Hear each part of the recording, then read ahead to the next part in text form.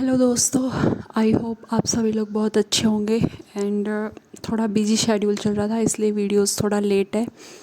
अब continue video मिलेंगे आप सभी को। और दूसरा, आप जो भी मैनिफेस्टेशन की जर्नी में है और कहीं स्टक है, बहुत टाइम हो गया है, आपको अपनी मिस्टेक समझ नहीं आ रही है, तो फिर आप मुझसे गाइडेंस ले सकते हैं।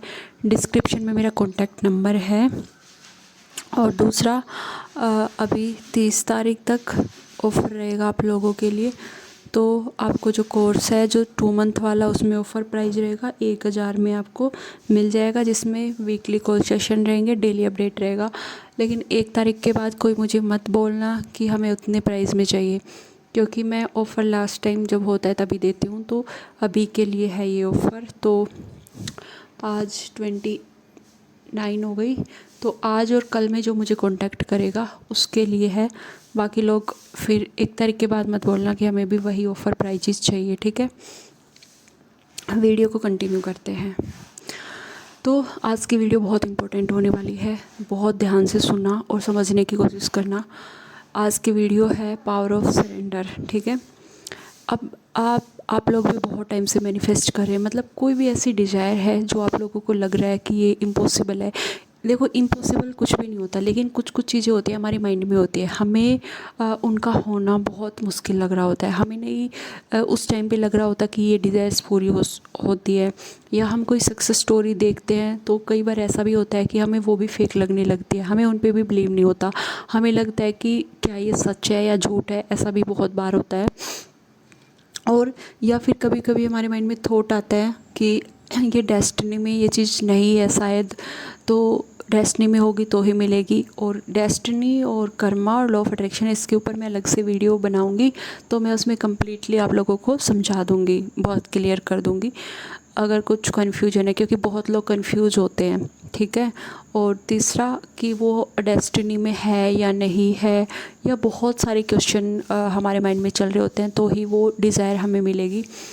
या हम बहुत टाइम से कर रहे हैं तो फिर वो बिलीव्स जो सिस्टम है वो गायब होने लगता है। हमें लगता है कि हम कर तो रहे हैं, लेकिन क्या कभी वो चीज़ हमें 3D में मिलेगी भी या नहीं, हम नॉट श्योर, क्योंकि काफ़ी टाइम हो जाता है। तो आपको ये भी होने लगता है कि पता नहीं ये चीज़ मिलेगी या नहीं, तो फिर वो और आपके लिए इम्पॉसिबल सी लगने लगती है, क्योंकि इतना टाइम जब आप दे चुके होते हो, थक जाते हो, सब कुछ कर लिया होता है, माइंड बहुत फ्रस्ट्रेट हो रहा होता है, तो आपको कहीं ना कहीं उस चीज़ में मुश्किल लगने लगती है, डिफ़िकल्टी लगने लगती है कि ये चीज़ पता नहीं होगी नहीं होगी, क्योंकि वो चीज़ आपके माइंड में है। अभी आपके माइंड में आपने उस चीज़ को ऐसा बना दिया है, उसको इम्पॉसिबल बना दिया है, उसको बड़ा बना दिया है, या उसका वो वर्जन आपने क्रिएट कर लिया है। चाहे वो डिज़ायर कोई भी हो, चाहे जॉब से रिलेटेड हो, चाहे होम से रिलेटेड हो, किसी भी चीज़ से रिलेटेड हो, आपने जो अपने माइंड में जो मीनिंग थे उस डिज़ायर को लेके, उसको ऐसा मीनिंग दे दिया है आपने कि ये चीज़ तो बहुत डिफ़िकल्ट है, या ये चीज़ शायद मेरी डेस्टिनी में नहीं है, या ये चीज़ इम्पॉसिबल है, ये पता नहीं मुझे मिलेगी भी या नहीं मिलेगी। तो आपने उन चीज़ों के जो सर्कमस्टांस है, वो सर्कमस्टांस इतने नहीं होते जितने आप अपने उन्हें माइंड में बना देते हो उस सिचुएशन को देखते हुए, ठीक है। सिचुएशन अगर सर्कमस्टांस आपकी लाइफ में 1% है, तो 10% आप उन्हें बना देते हो सोच सोच के। मीन्स अगर 1% कुछ दिख रहा है, आप उसको 100% में कन्वर्ट कर देते हो कि इस चीज़ में, मतलब अगर मान लो आप अपने पार्टनर को मैनिफेस्ट कर रहे हो और उस बंदे ने बिल्कुल ही आपको मना कर दिया है, या बिल्कुल ही ऐसा बिहेव किया है, या बिल्कुल ही ऐसा रिएक्ट किया है, तो फिर आप भी अपने माइंड में उसको बहुत एक स्ट्रॉन्ग अजम्पशन बना लेते हो, एक स्ट्रॉन्ग लिमिटिंग बिलीफ बना लेते हो कि शायद अब ये चीज़ नहीं हो सकती है, ठीक है। और आप उसी चीज़ को एक्सेप्ट कर लेते हो, उसी चीज़ को मानने लगते हो, वो चीज़ फिर आपको इम्पॉसिबल लगती है। फिर आप कोशिश करते हो 1% की कहीं से, फिर वो ढूंढना स्टार्ट करते हो आप वीडियोस के थ्रू, या फिर कोई ऐसी वीडियो देखते हो जिसमें आपको पॉसिबिलिटी लगे कि ये चीज़ हो सकती है। फिर वो कन्फर्मेशन आप बाहर से मांगना स्टार्ट करते हो कि कोई आके उस चीज़ को कंफर्म कर दे। तो चीज़ें कभी भी बाहर कंफर्म नहीं होती है, चीज़ें आपके अंदर कंफर्म होती है। सबसे पहली बात तो ये है। तो अब टॉपिक पे आते हैं, जो मैं टॉपिक बता रही हूँ वो, तो मेरे कहने का मतलब है कोई भी डिज़ायर है जिसमें आपको होने की पॉसिबिलिटी बिल्कुल 1% या 0 लग रही है, ठीक है, मैं उस डिज़ायर की बात कर रही हूँ।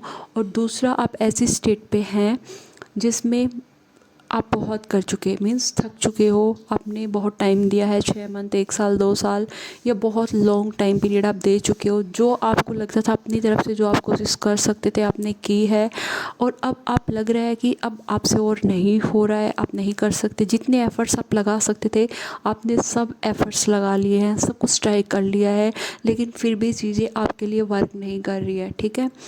तो उसके लिए आपको क्या करना है, लेटर भी लिख सकते हो, लेकिन ज़रूरी नहीं है लेटर ही लिखो उस चीज़ के लिए। आप अपने माइंड से भी यूनिवर्स को उस डिज़ायर को सौंप सकते हो, उस डिज़ायर को सरेंडर कर सकते हो। और मैं अपनी बहुत सारी वीडियो में बोलती हूँ, अपने क्लाइंट को भी बताती हूँ कि पावर ऑफ सरेंडर, सरेंडर में बहुत पावर होती है, ठीक है। जहाँ आपको लगे कि ये चीज़ कंप्लीट नहीं हो सकती, या हार जाओ सब तरीके से, या बाहर में सब मना कर दे उस चीज़ के ना होने की, तो आपको भी ना उम्मीद लग रही है वो चीज़, तो आप सरेंडर कर दो उस चीज़ को। देखो सरेंडर में बहुत पावर होती है, और सरेंडर जब आप किसी चीज़ को करते हो तो उसके बाद आप क्या करते हो। देखो कुछ लोग होते हैं ना, वो सरेंडर ही नहीं कर पाते। सरेंडर का मतलब है अब आपने उस पर बहुत सारा वर्क कर लिया है, बहुत सारा काम कर लिया है, बहुत सारी एनर्जी दे ली है, लेकिन फिर भी आपको वो काम होता हुआ नहीं लग रहा है, या अभी तक उसमें कुछ भी नज़र नहीं आया है। तो अपने आप उस काम को, आपसे नहीं हुआ तो आपने यूनिवर्स को सौंप दिया है कि ये काम था जो मेरा, जो जिसके लिए मैंने इतनी मेहनत की है, इतना कुछ किया, वो मेरे से नहीं हो पा रहा, तो मैं उसको अब उसी काम को आपको उस फेथ के साथ आपके ऊपर छोड़ रहा हूँ कि इस काम को अब आप पूरा करेंगे, ठीक है। तो आपने जिस काम को डिवाइन पावर के हाथों में सौंपा है, उसके लिए कुछ भी, आपके लिए कोई चीज़ मुश्किल हो सकती है, उसके लिए कुछ भी मुश्किल नहीं है। आपके माइंड में कोई चीज़ इम्पॉसिबल हो सकती है, उसके उनके लिए नहीं है। जिनको आपने वो सौंपा है तो एक फेथ के साथ सौंपा है। जब आप एक फेथ के साथ किसी को अपनी चीज़ या कोई भी अपनी डिज़ायर सौंपते हो, कोई भी काम सौंपते हो, तो उस पर्सन के ऊपर भी एक जिम्मेदारी आ जाती है। वो भी सोचता है कि, वो भी मजबूर हो जाता है उस काम को करने के लिए। किसी ने मेरे को ये काम दिया है तो मेरे को इसको कंप्लीट करना है या फुलफ़िल करना ही है, क्योंकि एक फेथ के साथ आपने छोड़ दिया है। अब सरेंडर अगर आपने कर दिया है तो उसके बाद भी अगर आपके माइंड में टेंशन आ रही है, डाउट आ रहे हैं, या यूनिवर्स वो काम मेरा करेगा नहीं करेगा, आप ये सोच रहे हो, तो मीन्स आपने उस काम को सरेंडर नहीं किया है। मैं ये बिल्कुल नहीं बोल रही कि सरेंडर करने के बाद आपकी विश कभी भी माइंड में नहीं आएगी। देखो सरेंडर करने के बाद विश माइंड में आ रही है तो आप पॉजिटिव हो, रिलैक्स हो, क्योंकि अब जो आपसे नहीं हो रहा था ना, वो उस सुप्रीम पावर को आपने सौंप दिया है। मान लो आप कोई काम कर रहे हो, तो अपना काम कर रहे हो, पड़ोसी अपना काम कर रहे हैं, आप कभी भी ऐसा करते हो कि पड़ोसी का काम भी ले लेते हो। अब उसको करने की जिम्मेदारी भगवान की है, उस सुप्रीम पावर की, डिवाइन पावर की है, तो अब उसको करने दो। वो इंटरफेयर आप करने लगते हो कि सरेंडर भी कर दिया है, दूसरी तरफ आप डाउट भी कर रहे हो, टेंशन भी ले रहे हो। छोड़ने के बाद टेंशन कैसी, अगर टेंशन आ रही है तो मीन्स आपने छोड़ा ही नहीं है, आपने सरेंडर किया ही नहीं है। तो सरेंडर का पूरा मतलब ये होता है, अगर जब आप दिल से सरेंडर करते हो, पूरी मेंटलिटी के साथ सरेंडर करते हो। कई बार आप क्या करते हो, लेटर तो लिख देते हो, फिर भी उसी डिज़ायर के बारे में आप सोच रहे हो, फिर भी वही नेगेटिविटी के लेके आप घूम रहे हो, फिर भी वही डाउट है, वही फियर है, वही रेजिस्टेंस है, वही ब्लॉकेज आप क्रिएट कर रहे हो, या वही नेगेटिविटी आपके अंदर आ रही है, डाउट आ रहा है कि होगा नहीं होगा। तो मीन्स आपने सरेंडर क्या किया है, फिर सरेंडर किया ही नहीं है। अगर सरेंडर कर दिया है तो उसके बाद बस ये रखो कि हाँ मैंने सरेंडर कर दिया, उसका काम है, वो खुद देखेगा। जैसे आप पड़ोसियों का काम आप तो नहीं करने लग जाते हो, वो खुद करते हैं अपना काम। पड़ोसियों को अपना काम करने दो, आप सिर्फ अपना काम करो, आपका काम है बस विश। अगर वो डिज़ायर आपके माइंड में है तो विश फुलफिल वाली स्टेट में रहो, उसको एंजॉय करो उस प्रोसेस को, कि यस वो चीज़ ऑलरेडी हो चुकी है। या फिर अगर ये भी नहीं मान पा रहे तो ये तो सोच लो मैंने अब सरेंडर कर दिया है, अब विश को लेके आना यूनिवर्स का काम है, जो करेंगे वो खुद करेंगे, हमें नहीं पता कैसे होगा, क्या होगा, कब होगा। जब छोड़ ही दिया है तो सोचना कैसे है, फिर उसकी टेंशन की जिम्मेदारी किसकी है, यूनिवर्स की। अगर जब छोड़ दिया है, जब अगर मान लो आपको एक फ़ाइल मिली, आपने उस पर वर्क करा बट आप नहीं कर पाए, तो आपने वो फाइल किसी और को दे दी कि भाई अब आप करो इस फाइल को, और मुझे पूरा बिलीव है कि आप इस चीज़ को कंप्लीट करके दे दोगे। तो अब ये थोड़ी टेंशन ले रहे होगे कि वो फाइल कैसे कंप्लीट होगी, वो कर भी पाएगा या नहीं कर पाएगा, क्योंकि सुप्रीम किसी इंसान के लिए इम्पॉसिबल हो सकता है, लेकिन डिवाइन पावर के लिए कुछ भी इम्पॉसिबल नहीं है। तो जब कोई अपनी फाइल आपने किसी को दे ही दी है, तो फिर उस पर डाउट, फियर, रेजिस्टेंस अगर आप क्रिएट कर रहे हो, फिर भी सोच रहे हो, तो मीन्स आप उसको सरेंडर कर ही नहीं पाए हो, आप उसको सौंप ही नहीं पाए हो, मेंटल तौर पे आपने उसको सरेंडर नहीं किया है, ठीक है ना। तो फिजिकल तौर पे लेटर लिखो ना लिखो, लेकिन मेंटली तौर पे सरेंडर कर दो। कभी याद आए, कोई नेगेटिविटी आए तो भी बस याद रखो मैंने डिवाइन पावर को सौंपा है। तो अब मेरी टेंशन मेरी नहीं रही, वो सुप्रीम पावर की हो गई। जिसको भी आप मानते हो वो उनकी हो गई, तो वो टेंशन लेंगे यार। जब आपने काम सौंप दिया आपकी विश को पूरा करने का, तो टेंशन अब सुप्रीम पावर को होनी चाहिए। यार इसने मेरे को ये काम सौंपा है, मेरे को पूरा करना है और मुझे कैसे करना है उसके बारे में वो सोचेंगे। कब देना है वो सोचेंगे, कैसे देना है वो सोचेंगे, बेटर करके कैसे देना है वो सोचेंगे। और मैं ये बोल रही हूँ, सरेंडर में इतनी पावर होती है, जितना जल्दी आप मैनिफेस्ट नहीं कर सकते ना, कोई लिमिट नहीं होती। जैसे ही आपने सरेंडर किया, आपने छोड़ा, नेगेटिविटी रिलीज हो जाती है, रेजिस्टेंस रिलीज हो जाता है, क्योंकि अब आपको मेंटल में वो टेंशन नहीं रहती। अगर है तो फिर आपने मतलब सरेंडर नहीं किया है। जब सरेंडर कर देते हो तो फिर उसके बाद जितना आप सोच नहीं सकते ना, उससे कहीं जल्दी आपकी विश आप लोगों तक पहुंच जाती है।